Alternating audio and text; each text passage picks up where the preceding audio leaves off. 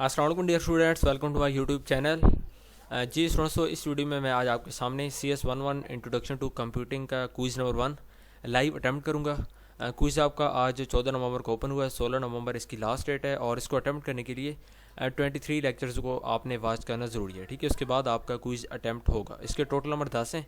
तो चलें इसको स्टार्ट करते हैं। यहाँ पे टेक क्विज़ पे क्लिक करते हैं।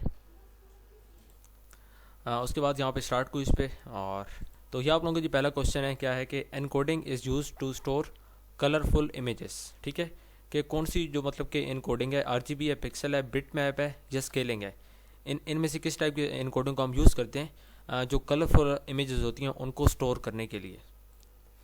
तो इसका यहाँ पे correct answer RGB, pixel, bit map या स्केलिंग। ठीक है, RGB इसका यहाँ पे करेक्ट आंसर है। मैं आपको हैंडआउट्स में साथ साथ यहाँ पे दिखा भी देता हूँ। ठीक है, यहाँ पे देखें इनकोडिंग मेथड और इसके अंदर कलरफुल इमेजेस के नीचे आप देखें RGB इनकोडिंग। ठीक है, तो इसको हम मतलब कि कलरफुल इमेजेस को इनकोड करने के लिए हम लोग आमतौर पर RGB में इसको मतलब कि यहाँ पे इसको यूज़ करते हैं। तो ये आपका यहाँ पे जो पहला ऑप्शन है इसका RGB हमारा पहला क्वेश्चन का करेक्ट है। इसको सेव करते हैं और बढ़ते हैं क्वेश्चन नंबर 2 की तरफ। क्वेश्चन नंबर 2 आप लोगों का है कि what will be the output of the following Boolean expression. ठीक है, आपको एक बोलियन एक्सप्रेशन दी हुई है जो कि 1010 और 1111। ठीक है, इसका आपने बताना है कि इसका आउटपुट क्या होगा। तो यहाँ पे इसके 4 बेसिकली आपको MCQs दिए हुए हैं। ठीक है, 0101 एंड 1010, उसके बाद 4 0 एंड 111। ठीक है, तो यहाँ पे इसका करेक्ट आंसर जो मुझे यहाँ पे लग रहा है वो डी है। ठीक है, 4 दफ़ा जहाँ पे जो 1 हुआ है डी ऑप्शन, यहाँ पे हम इसको सेव करते हैं और बढ़ते हैं क्वेश्चन नंबर 3 की तरफ। क्वेश्चन नंबर 3 आप लोगों का है कि यहाँ पे देखें द इन URL। ठीक है, ऑपरेटर फाइंड्स, जो इन URL एक ऑपरेटर होता है, ये किस चीज़ को फाइंड करने के इस्तेमाल होता है। Dash web pages which contain the mention query in the URL of the web pages. तो इसके यहाँ पे 4 MCQs हैं, ऑल, सम, नन या मैनी। ठीक है, कि जो इन URL ऑपरेटर होता है ये फाइंड करता है, ऑल पेजेस को करता है या सम पेजेस को करता है या नन को करता है या मैनी पेजेस को करता है। ठीक है, जो भी आप उसमें मतलब कि which contain the mention query, जो आप उसमें मतलब कि क्यूरी को सर्च करते हैं वो उसके अंदर मेंशन होती है इन the URL of the web pages. तो यहाँ पे इसका करेक्ट आंसर ए ऑप्शन है। ठीक है, ऑल, कि जब भी हम इन URL ऑपरेटर को मतलब कि इसमें यूज़ करते हैं तो यहाँ पे इन URL ऑपरेटर फाइंड करता है ऑल वेब पेजेस को। ठीक है, जिसके अंदर वो लफ्ज़ मेंशन होता है। तो यहाँ पे देखें 8.3 इसके अंदर देखें the in URL operator finds all those web pages which contain the mention query. तो यहाँ पे हम इसको सेव करते हैं और बढ़ते हैं क्वेश्चन नंबर 4 की तरफ। तो क्वेश्चन नंबर 4 आप लोगों का है कि a negative exponent would mean to move the radix point. ठीक है, कि जो नेगेटिव एक्सपोनेंट होता है इसका क्या मतलब होता है कि हमने जो रेडिक्स पॉइंट है उसको मूव करना है किसकी तरफ, टू राइट की तरफ, after the sign bit, to left या बिफोर द साइन बिट। तो अगर आपने मतलब कि इसके हैंडआउट्स में लेक्चर लिए होंगे तो उसका आपको पता होगा कि नेगेटिव एक्सपोनेंट का मतलब होता है कि जो रेडिक्स पॉइंट है उसको लेफ़्ट की तरफ मूव करना। ठीक है, मैं आपको कंफर्म भी यहाँ पे इसका दिखा देता हूँ। यहाँ पे सी इसका करेक्ट आंसर है और यहाँ पे देखिए हैंडआउट्स में। ठीक है, a negative exponent would mean to move the radix to the left. ठीक है, तो ये आप लोगों का पेज नंबर मैं आपको दिखा देता हूँ। पेज नंबर 70 के ऊपर आपका ये पड़ा हुआ है। ठीक है, इस फिगर के नीचे, और ये आप लोगों का मॉड्यूल नंबर है 27। ठीक है, इसके अंदर आपको यहाँ पे ये बिल्कुल स्ट्रेट फॉरवर्ड लिखा हुआ कि negative exponent would mean to move the radix point to the left. ठीक है, तो यहाँ पे हमारा जो मतलब कि करेक्ट ऑप्शन है उसी, इसको सेव करते हैं और बढ़ते हैं क्वेश्चन नंबर 5 की तरफ। तो क्वेश्चन नंबर 5 आप लोगों का है कि bits can represent in chip S. ठीक है, कि चिप के अंदर जो बिट्स होती हैं उनको रिप्रेजेंट किया जा सकता है AB की फॉर्म के अंदर, एडिशन फॉर्म के अंदर, 0 या एंड 1 की फॉर्म के अंदर या अलजेब्रा फॉर्म के अंदर। तो ये आपके बिल्कुल स्टार्ट में जो मॉड्यूल्स हैं आपके हैं। ठीक है, हैंडआउट्स में उसके अंदर आप देखेंगे तो आपको इसका आंसर वहाँ पे मिलेगा। और यहाँ पे देखें इसके 4 ऑप्शन है। ठीक है, AB form, addition form, 0 1 form. तो हम सबको पता है कि जो बिट्स होती हैं इनको चिप के अंदर रिप्रेजेंट किया जाता है 0 एंड 1 की फॉर्म में। ठीक है, 0 एंड 1 की फॉर्म के अंदर। AB फॉर्म नहीं है, एडिशन फॉर्म भी नहीं है, अलजेब्रा फॉर्म भी नहीं है। ठीक है, यहाँ पे देखें आपका मॉड्यूल नंबर 11 है और इसके अंदर यहाँ पे सारा बिट्स की बात की गई है। ठीक है, यहाँ पे देखें 0 और 1, 0 और 1। ठीक है, तो बेसिकली इसको हम 0 एंड 1 की फॉर्म में जो बिट्स होती हैं इनको रिप्रेजेंट किया जा सकता है। तो यहाँ पे आप देख सकते हैं। ठीक है, ये सारा आपका बिट्स के बारे में यहाँ पे बात की हुई है।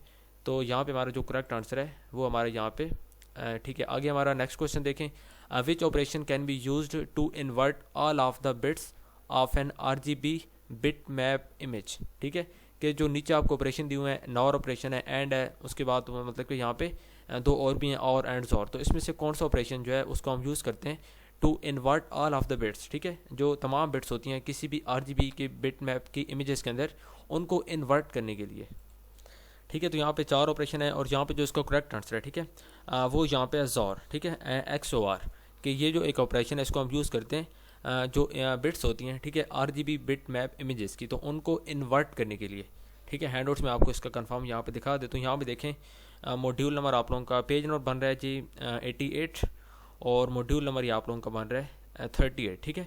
38 मॉड्यूल पे बिल्कुल लास्ट का जो लाइन है इसके अंदर आप देखें, the XOR operation can be use to invert all of the bits of an RGB bit image bit map images, ठीक है। तो यहाँ पे सी ऑप्शन यहाँ पे हमारा करेक्ट होगा। इसको सेव करते हैं और बढ़ते हैं क्वेश्चन नंबर 7 की तरफ।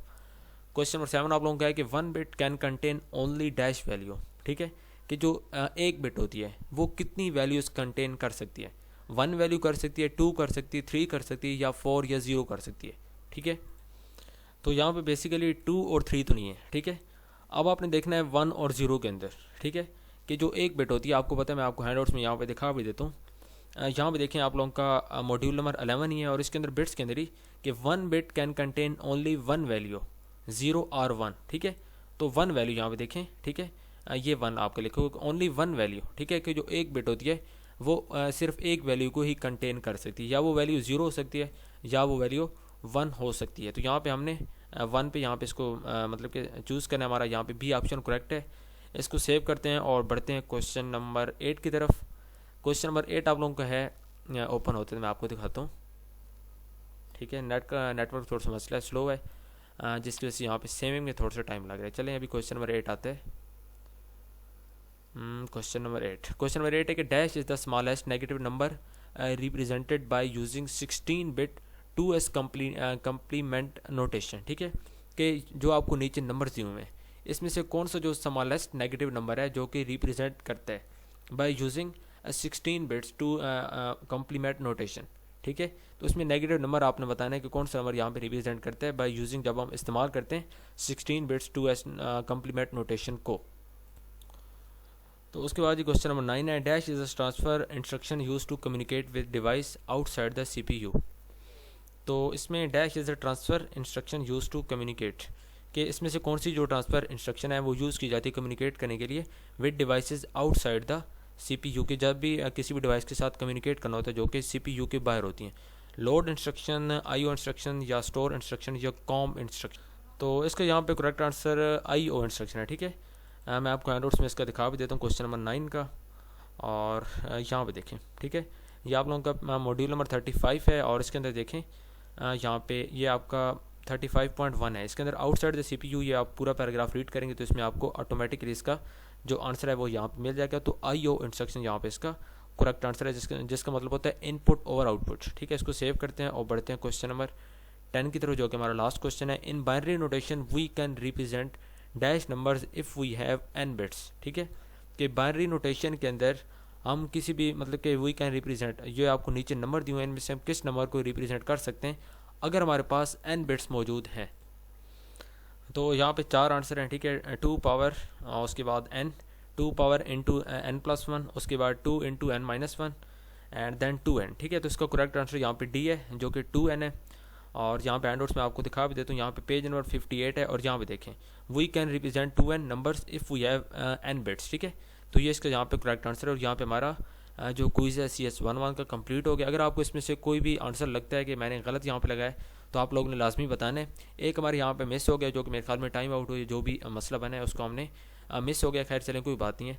और बाकी इंशाल्लाह अगले भी क्विज़ की वीडियोज़ में आपको इसी चैनल पर अपलोड करूँगा, और साथ साथ आपको बताऊंगा इंशाल्लाह आप लोगों को इन वीडियोस का फ़ायदा होगा अपने क्विज़ में। अगर आप चैनल पे न्यू हैं तो चैनल को सब्सक्राइब लाजमी कर लें, बेल आइकन के बटन को लाजमी प्रेस कर लें, ताकि अंदर जितनी भी मैं की वीडियोस अपलोड करूँ उसका आपको फ़ायदा हो सके, ठीक है। स्टूडेंट्स मिलते हैं नेक्स्ट वीडियो में, टिल देन अल्लाह हाफिज़, थैंक यू सो मच।